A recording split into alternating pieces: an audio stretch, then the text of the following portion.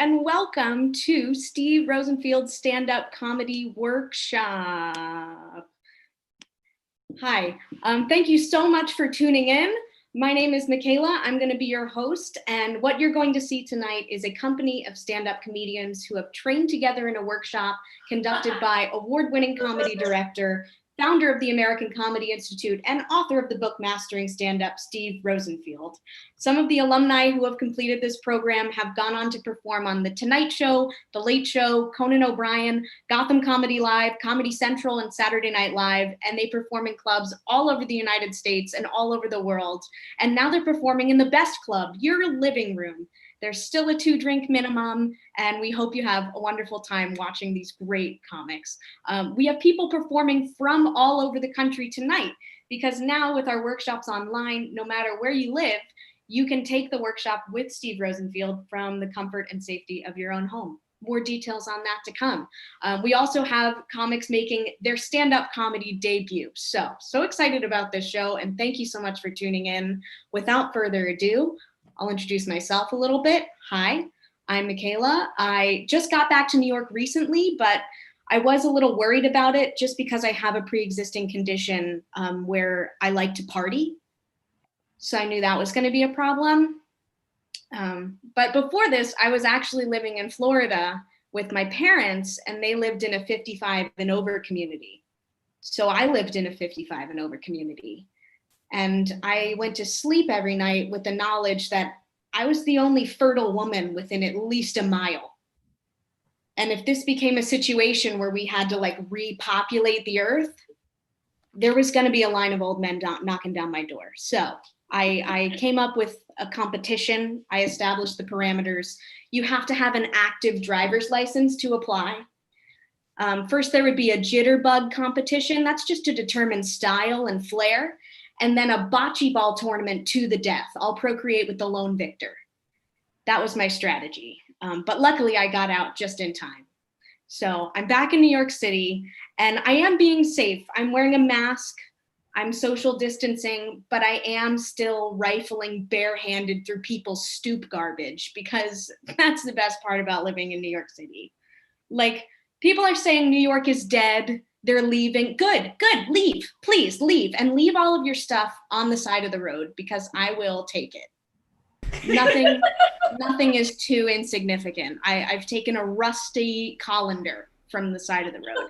You know what? It's a great hat. I love it.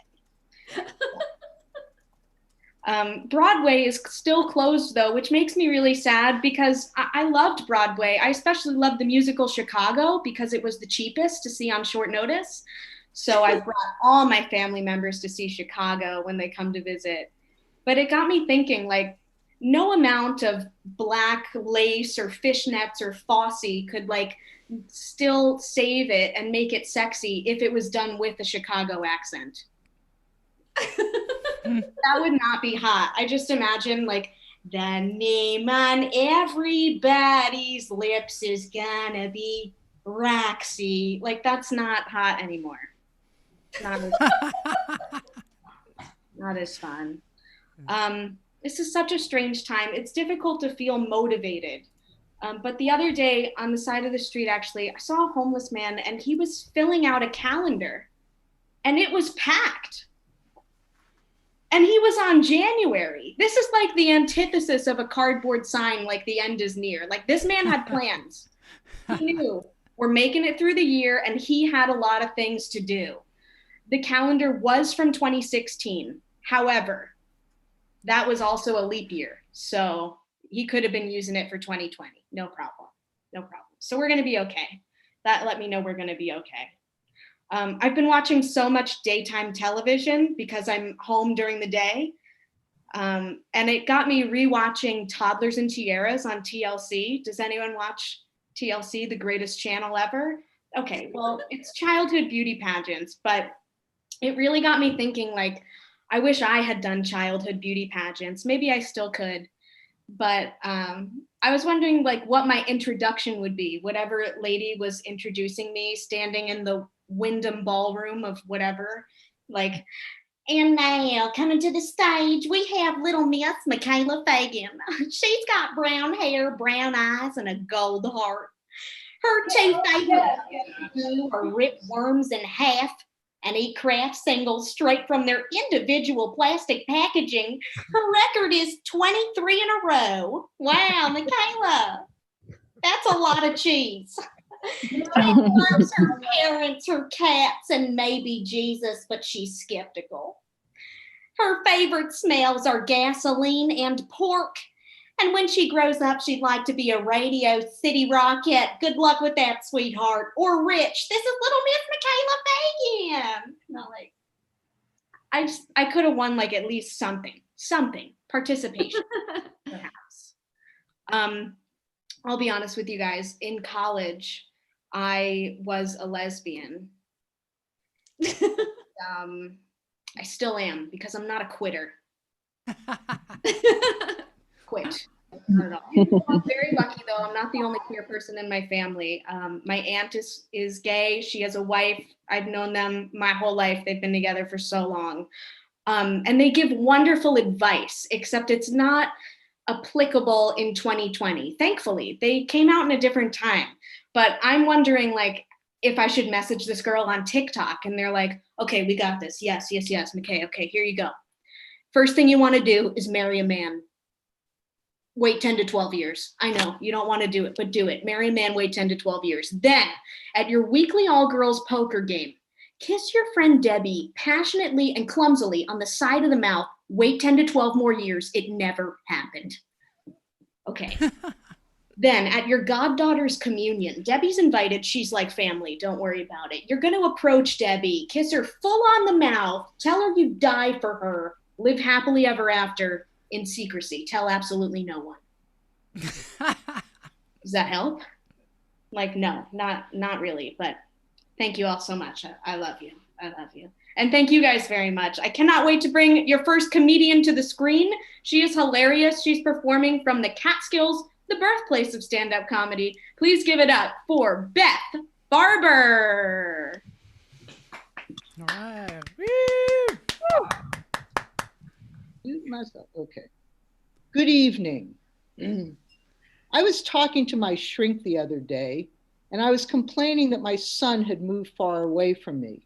And she said, you know, I work with a lot of people in their 20s and 30s, and they feel really terrible because their parents are so involved in their lives and are so judgmental. Do you want to be one of those people? And I said, yes. Yes, I do. I want to be one of those people. The stereotype of the Jewish mother is controlling and domineering. Is that a negative? I strive to be that stereotype. People say stereotypes are oppressive and demeaning. I want to be that stereotype, God damn it, and I will be. I will not be the first Jewish mother in 2,000 years that cannot say things like, you look like a pumpkin in that dress. Take it off right away. Who cut your hair? Attila the Hun? Enough with the dating. Get married already. What's this beard? You look like you walked out of a shtetl. You can't answer the phone when I call you? What if I was having a heart attack? That mustache makes you look like a pimp. Cut it off. I want grandchildren. Get to work. Oh, you're calling me. How much money do you need this time? You know, my shrink says the most important thing is that my children are happy with their lives. So you're a doctor, you just finished 4 years of medical school and spent $300,000, and you want to go to Colorado to be a ski bum? You want to marry a woman with 6 children who's a born-again Christian and move to a trailer in Alabama? You want to take the money my parents left you for your education and contribute it to the Scientologists? It sounds great. As long as you're happy, that's all I care about. Not that.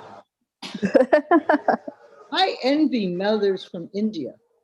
They just say to their kids, You will go to medical school. You will marry someone from an Indian background. You will do as you're told. When I hear that, it always makes me think of my own mother. Now, when COVID hit New York City, I moved to the country because I thought it would be safer. But the country has its challenges also. There's mice, there's bats, there's my daughter. Every morning I wake up and I look out and I see the trees and the flowers and a 400-pound black bear. And I say to myself, I have to get out of this fucking farmhouse. Why did I think it was safe in the country? I read in Cold Blood, 4 members of the same family brutally murdered. Where? In their farmhouse. I saw The Shining. Where did that take place? The country.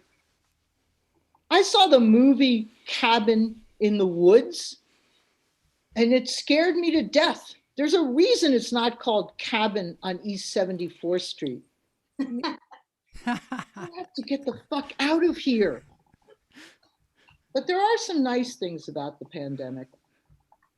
I've gotten a chance to live with my daughter, and that's just made me feel so young again, like a teenager.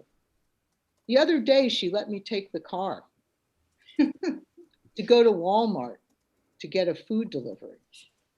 But when I got home, she was really angry and she was waiting for me. And she said, "Where have you been? It's 5 p.m. I'm like, you know, I went to Walmart, right? And she's like, did you have them bring the food out to the curb like I told you? Or did you go inside? And I said, well, truthfully, I went inside. I really needed to see some other people. And then she said, did you wear the mask I gave you? I said, well, I tried, but my glasses fogged up.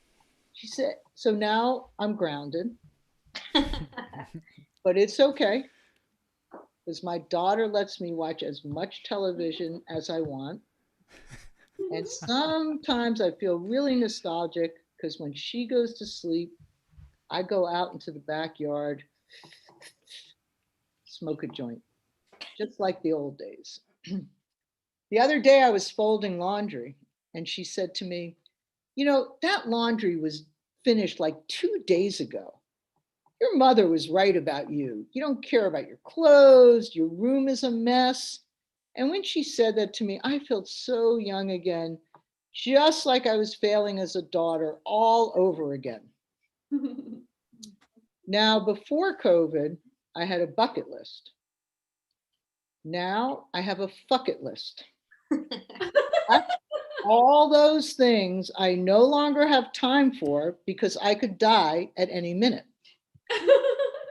Downton Abbey, the movie, watching the Titanic sink again, worrying whether Harry and Meghan are going to be happy in America, watching the reruns of Law and Order seasons 1 through 20, wondering whether Jane Fonda's telling us the truth when she says she's never had plastic surgery, asking the question, do you give me joy, to my soup ladle, wondering how Kim Kardashian became as famous as Abraham Lincoln,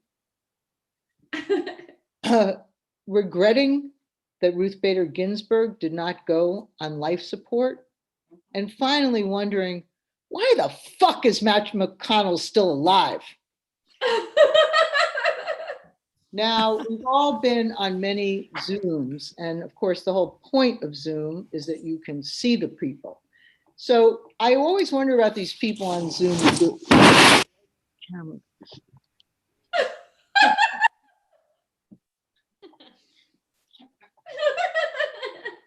Where they take their fingers and put the,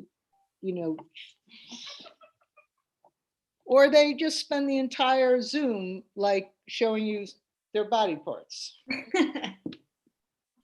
And we can see you, don't you? Thank you very much. Yeah. Beth, I hope you're ungrounded soon so you can come out and play. Well, it's good I can do my comedy even though I'm grounded. So. That's true. Thank your daughter for allowing you to pursue your art. Right. Your next comic coming to the screen is performing all the way from Cambridge. He's so funny and a great friend. Please give it up for Isa O'Neill. This year is the first presidential election that I'll be old enough to vote for. And frankly, I don't know how I can choose. Both the candidates are just so impressive. First, you have President Trump, and he's got the virus under control. He's ended DC corruption, and he's brought law and order to our major cities. And then you have Joe Biden. One word, charisma. It's amazing how much he gets my generation. I mean, whenever he speaks, he really gets my blood pumping. The man's a political rock star.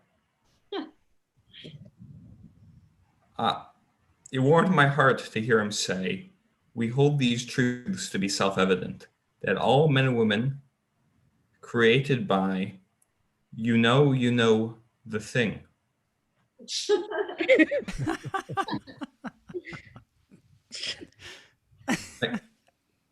My generation is really excited by that.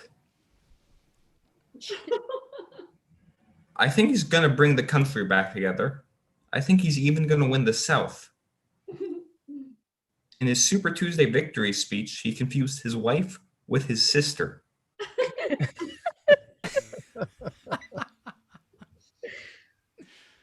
I think that really resonated with a lot of Southern evangelicals.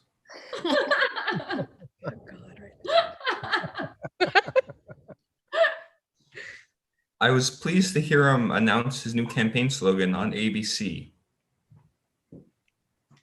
Return America to the essence of who we are, the dignity of the country, the dignity of people, treating our people with dignity. End this god-awful deliberate division that is being taken in order, separating people. Now, this slogan is obviously great, but it raises one question. How's that going to fit on a hat?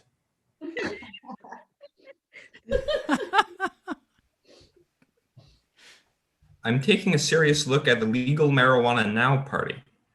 I support their strong pro-labor stance. I also admire that they have the bravery to go out on public with their opposition to war, famine, racism, poverty, and all threats to civil liberty. My only hesitancy is I strongly oppose legalizing marijuana.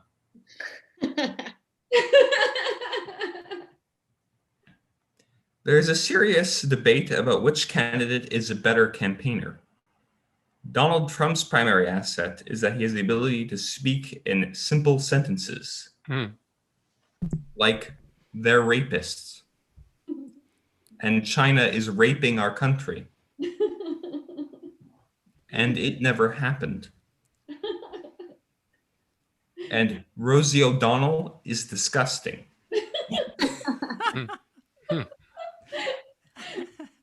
And I have great respect for women.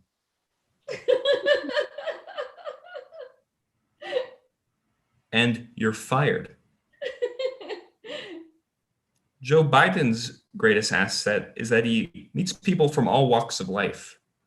Like when he told undecided African American voters, well, I'll tell you what, if you can't decide whether you're for me or for Donald Trump, you ain't black.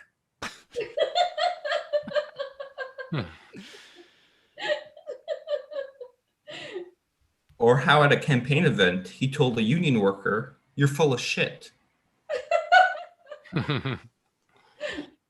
Or how he asked the reporter, why?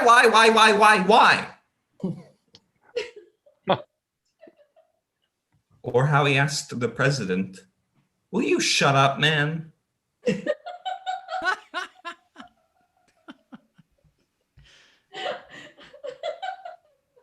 When I first started watching the first presidential debate, I thought Donald Trump can be rude sometimes, but I bet he won't interrupt a former vice president. And then the debate started. And then I thought, well, Donald Trump has been interrupting a former vice president, but I bet he won't attack the moderator. And then he attacked the moderator. And then I thought, well, Donald Trump isn't doing so well in this debate, or at least he's getting these softball questions. All he has to do for this question is say white supremacy is bad. At the end of the debate, I thought, well, Donald Trump did terribly, but at least he doesn't have COVID.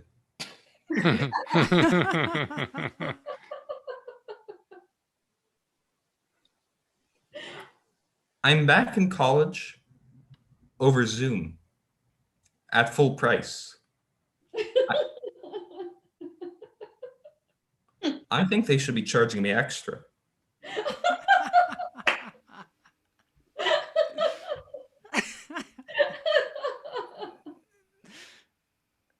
I've never had more fun in college than I'm having right now. I love the new rules my professors are coming up with to make sure we're paying attention in class. One of my professors grades us based on how many questions we're asking in class. I'm getting an A in his course.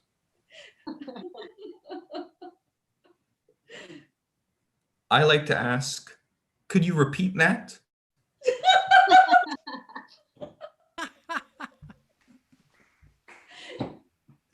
And could you go back one slide? And what do you mean by a 10-page paper?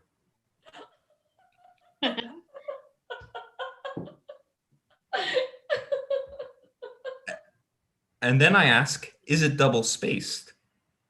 Because that's two questions.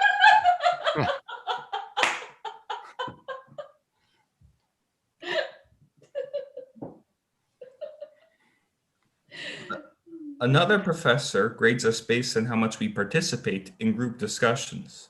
Last class, I said, if I may interject, I agree with you, Professor.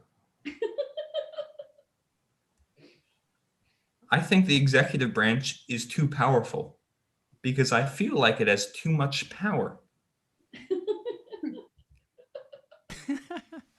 And at the risk of monopolizing the conversation, I feel like I should express my opinion that we ought to consider that the other two branches of government, those being the legislative and judicial branches, don't have enough power.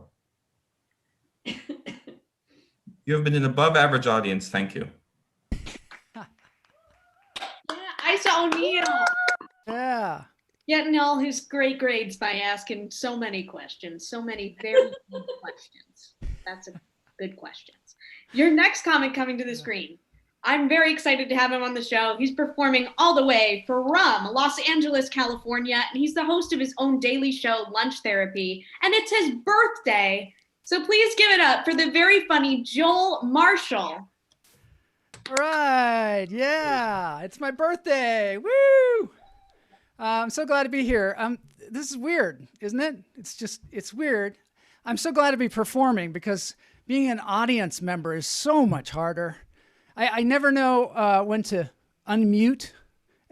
So I'm just keep it unmuted the whole time. But then I forget and the headliner's up there and I'm like, honey, I don't know where the mail-in ballots are, okay? I don't know. Oh, sorry. Yeah, so it's tough. It's like everyone in the audience has their own microphone.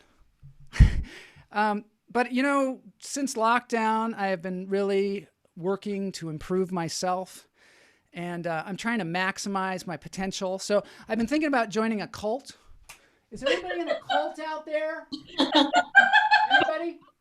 You in a cult? Yeah, so I used to be in a cult years back, but I got kicked out. Yeah, the cult leader was up there on his throne, and he was like, and now I'm going to teach you the secret to life. Marshall, are you playing Tetris again? Out! Out! Get out! Yeah, so I don't think I have the discipline for it. So I'm thinking maybe I'm not a cult follower. Maybe I'm a cult leader. I mean, I've got the look for it, right? And public speaking is not a problem. But the only thing is I just don't know what I'm going to say. So I've been going around online trying to look for classes in being a cult leader. I went to masterclass.com and there was nothing. I went to lynda.com, no courses on being a cult leader. University of Phoenix, they have no curriculum for being a cult leader. I mean, I thought they were trying to prepare students for this economy. It's ridiculous. So I figure I got to get, a cult leader ghostwriter. Does anybody do that out there? I haven't found one. So I'm thinking I will get a cult leader to mentor me. But it turns out all the cult leaders are either dead or incarcerated. So I don't know. I don't know what I'm going to do. I figure I need an entry-level job. So I've been doing a lot of reading, and I found out that the best entry-level position for cult leader is yoga instructor. Yeah, but I'm very inflexible. And I don't think anybody's going to take yoga from me, because I'll be like, okay, everybody, let's reach over, just bend over and touch the top of your thighs. No, it's just not going to fly. It's not going to fly. So I figure I'm going to learn some Eastern philosophy, and then I will just regurgitate it as my own thoughts. Yeah. So it's great too, because Eastern philosophy, I mean, there's all kinds of that crap out there on the internet.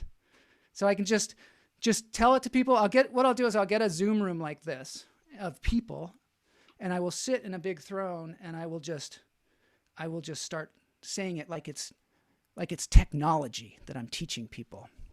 I'll say, I thought today we should breathe. And we will be in the moment. Oh, I just had another wonderful idea.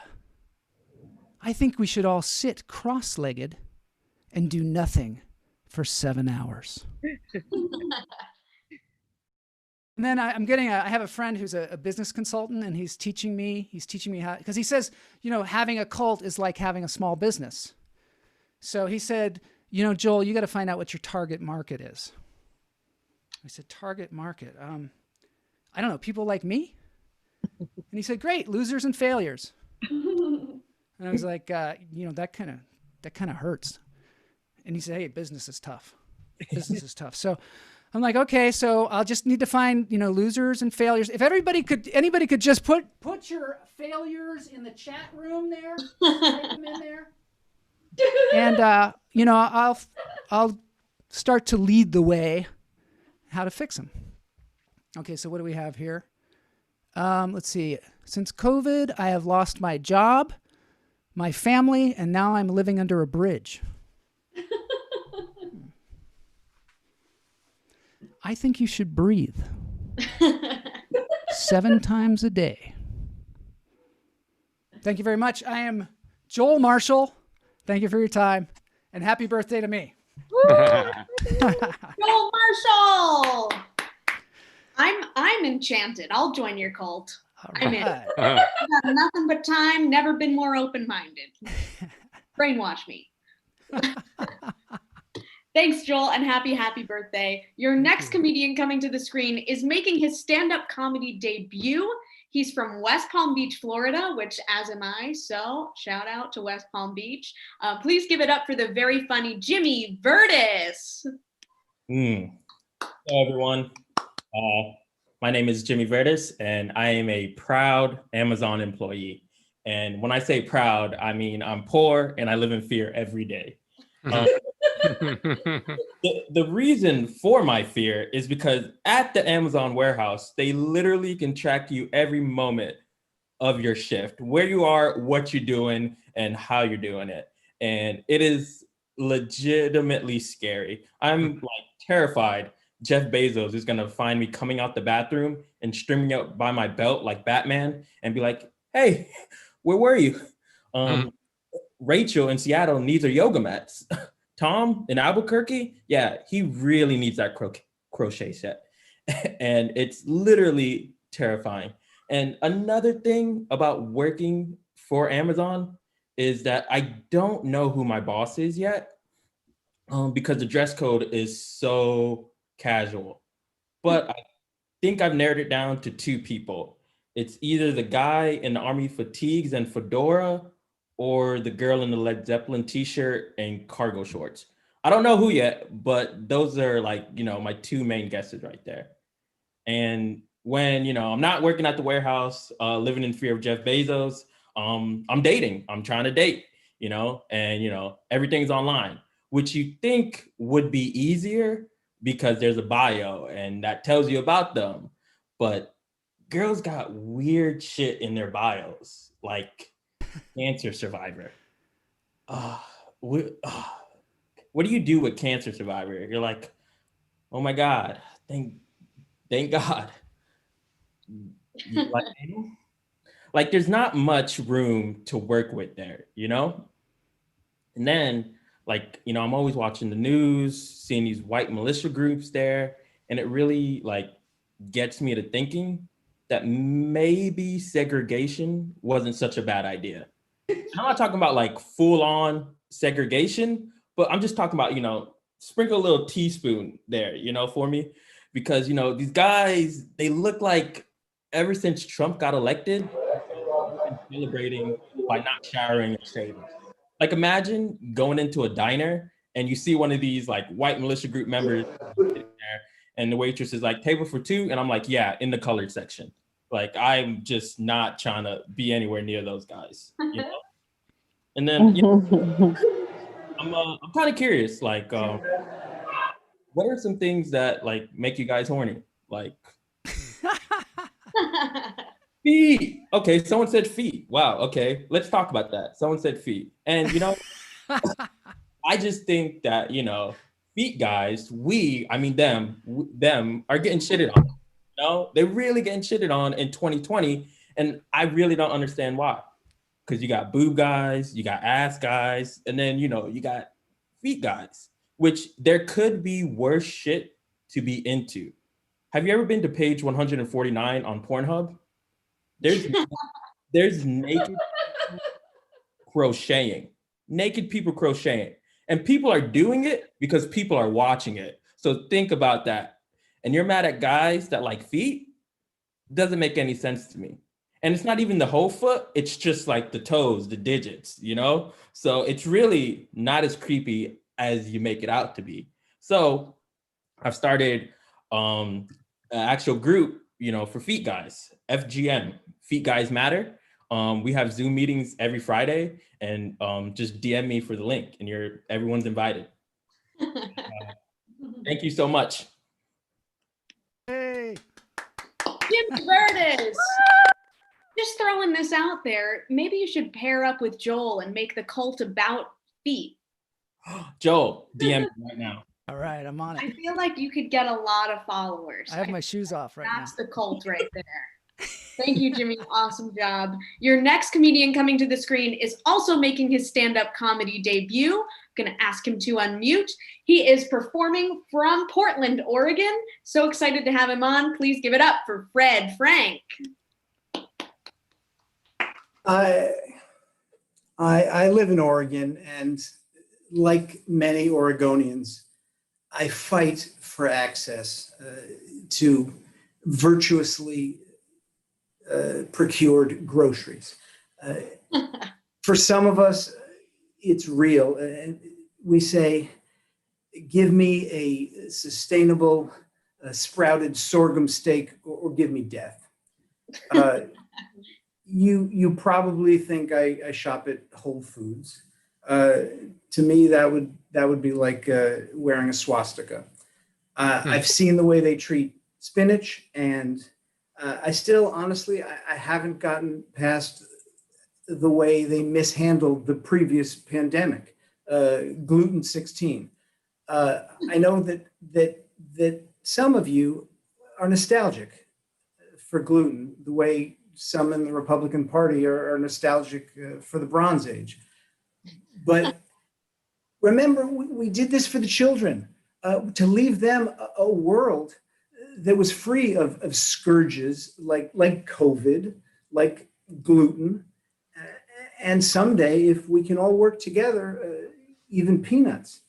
And that's why I do all my locally sourced shopping in my small way to make the world, to stop the horticultural genocide. My only issue with my local market is that there's no self-checkout, because while I love a nice plump rutabaga, and I have passion for a hearty lentil nectar.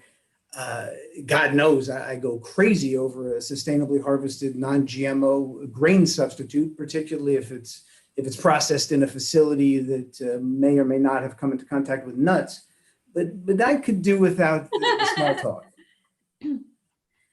So it's hard for me. Initially in the COVID pandemic, I found it quite promising. I was intrigued at the notion of placing the cashiers in plexiglass tanks, but I found this hasn't really worked. They still leap at me like porpoises at feeding time. Yesterday, I had to pick up some aromatherapy prescriptions for my turtle. And my checker, her name was Sage, and I say she because the name tag alerted me that she was her pronoun of choice. And Sage said, "Welcome. This is a special day, and I hope you are excited about the upcoming vortex." I was excited about my upcoming nap, but I was concerned that this exchange might devolve into a drum circle. And then I did something terrible. I said yes when asked if I needed extra bags. And the whole store turned and glared at me. I felt as though I were standing there in clan robes. But we scanned the eucalyptus chutney and the $11 tomato. And at one point, we paused to appreciate a particularly choice cut of free-range celery butter. And Sage asked me, "Have you found everything you're looking for?" And I said, "No. There's a void, and I don't think I can fill it with one more tube of kimchi toothpaste." And because I'm not just another Tesla owner looking for answers in homeopathic gelato, and I think that you, Sage, are more than that rhinoceros-sized muumuu that you're wearing with the legalized ayahuasca button at the neckline. And I accepted the opportunity to round up my total and donate the extra 16 cents to the charity of the day, which, if I recall, was defund conventional arithmetic. And we gazed at each other one final time through the grenade-proof plexiglass, and it hit me that I have found something, and I found something important, and it's because of you, Sage. I've discovered that amidst the pain of existence and the tumult of the universe and the mysteries of consciousness, that somehow I have managed to spend $157 on fermented cabbage, and And that really is a miracle. Thank you. You've been a very two-dimensional audience. Fred from Oregon, clearly from Oregon. Fred, that was very funny. And it did get me thinking, you say Republicans want to go back to the Bronze Age, and like, even with food, I agree. It's like they want the 50s again when it's like a milkman. Like, I feel like conservatives would be thrilled with that. But really, like liberals, we just want like a gender non-conforming alternative milk person. And that's pretty much the same. Really, we're not so different after all. Thank you. Your diet sounds fascinating. I'd like to have dinner at your house. Your next comic coming to the screen. Very, very funny performer all the way from Thousand Oaks, California. She's the 17th wonder of Japan. Please give it up for Michelle Marizaki. Yay! Thank you, thank you, thank you, thank you, thank you, thank you, thank you. Oh, thank you. I'm Michelle Marizaki. Thank you. Oh, thank you. Thank you. I'm Michelle Marizaki. Thank you. Thank you. My kids think I'm in the early stage of Alzheimer's disease. I'm like, is that because I say the same thing over and over? And they're like, no, it's because you don't know our names. I know their names.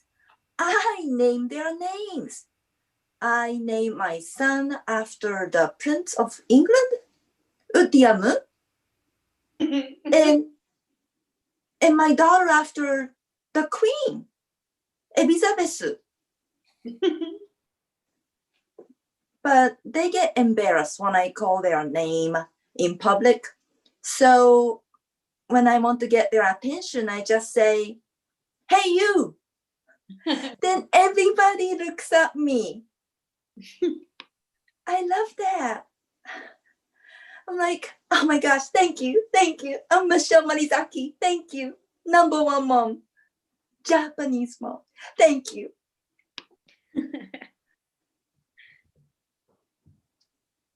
I ran out of things to watch on Netflix. So I watch old video on YouTube of my stand-up comedy. Oh my God, my English used to be better. And you know what I found out? My kid's been talking to me in English with exaggerated Japanese accent. I'm like, why'd you do that? They're like, well, I know you want to be a stand-up comedian, but you're not really funny. But thanks to us, at least you sound really funny. I'm like, thank you. They're like, you're welcome. We love you. Although you can't say our names. I'm an actress. I need a new headshot. But look at this. Look. Can you see it?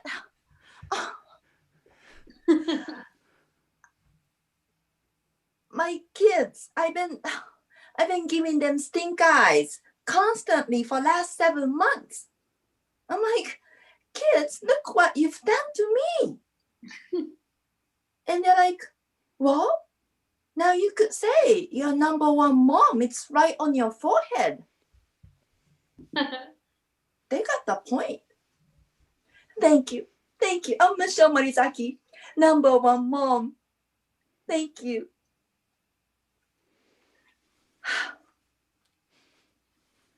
I bought a fridge. I bought a smart fridge. It's a Samsung and it speaks 19 different languages. 19 different languages, including Slovenia. Oh my gosh. Okay, it's a Korean fridge, so it doesn't speak Japanese, but Slovenian. Japan has 127 million people. Slovenia, 2.3 million people. Do you know why I know this? The fridge told me. I bought a racist fridge. And the fridge scans everything inside and knows exactly what's in the fridge. I started buying things just to impress my fridge. And this morning, the fridge told me if I don't eat kale and cauliflower by 10 p.m. tonight, they are going to expire. Veggies expire? That smart fridge the racist fridge is making threats to me. It's too big to return.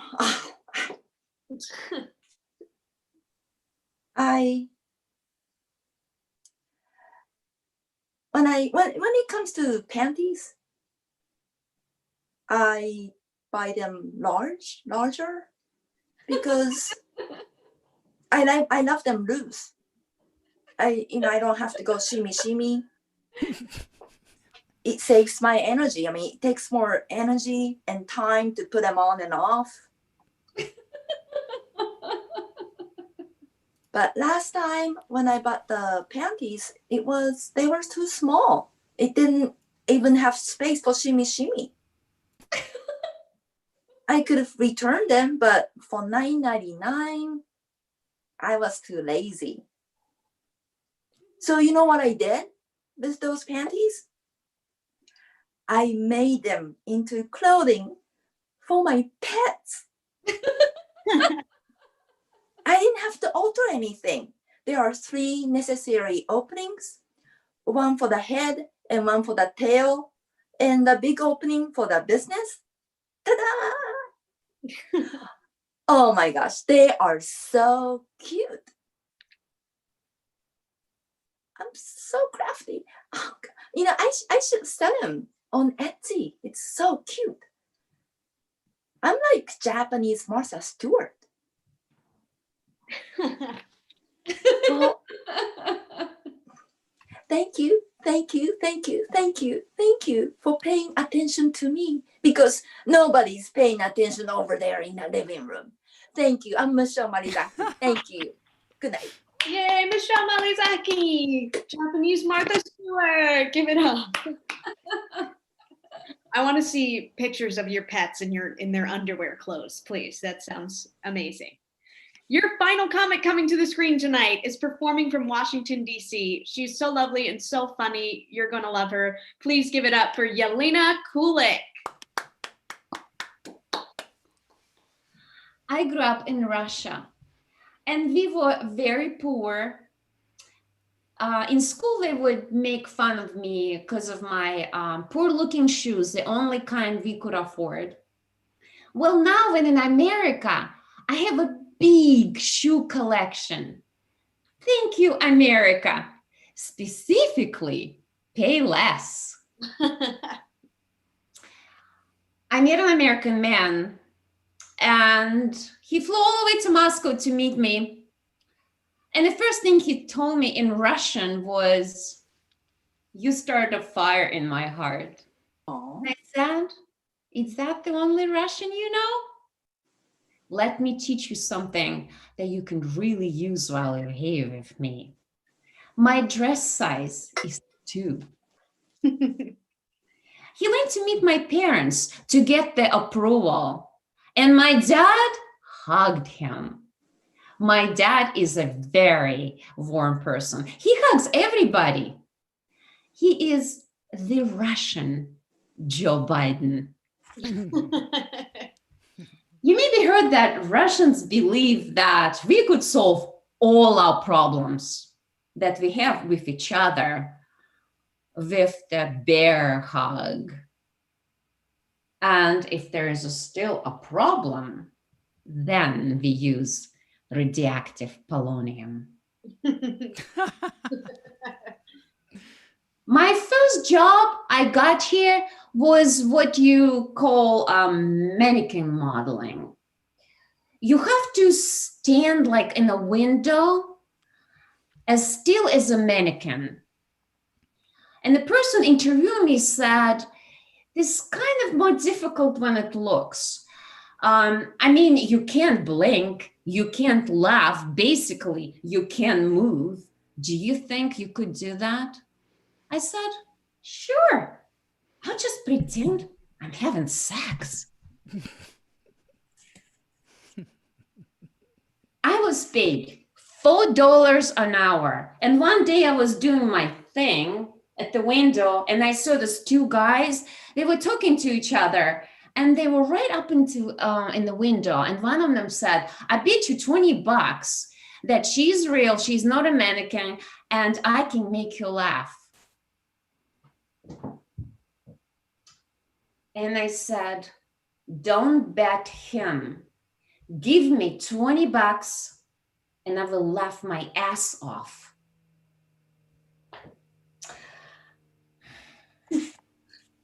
So Russians announced they already developed the Russian COVID vaccine and they're offering for sale, and it's a good deal. For like $75, you get a vaccine and the picture of a Donald Trump in Moscow getting a golden shower.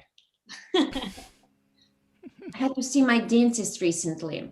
He told me that this pandemic made him decide to move his practice. He want to open it on the beach outside in Malibu. And he said, instead of Novocaine, I'll give you pina colada to numb you up. Would you still be my patient? I said, your patient? I will be your wife. There was a post on the Facebook recently. If 2020 was a food, what would it be? I thought 2020 is all about Donald Trump, so that would be a pig. But I'm a plant-based, so it would be a poison ivy. My husband thinks I'm reckless with money. I said, I'm not reckless. I'm patriotic. President Kennedy said, ask not what America can do for you. Ask what you can do for America. And what I can do for America is spend all my money. So, after the show, friend me on the Facebook so I can tell you who to vote for. Thank you so much. I love you. Yay. Thank you. And that was our show. Give it up for everyone who performed tonight. Great job. Thank you all so much for watching. And if you've ever dreamed of doing stand-up comedy, if you love making people laugh, you gotta do it. You can do it with Steve Rosenfield no matter where you are in the world. You can join our workshops online. I'm gonna link some information in the description of this video, but please subscribe to us on YouTube. We have another show tomorrow night at 8. And thank you so much for watching. Please have a wonderful and safe weekend and have a great weekend.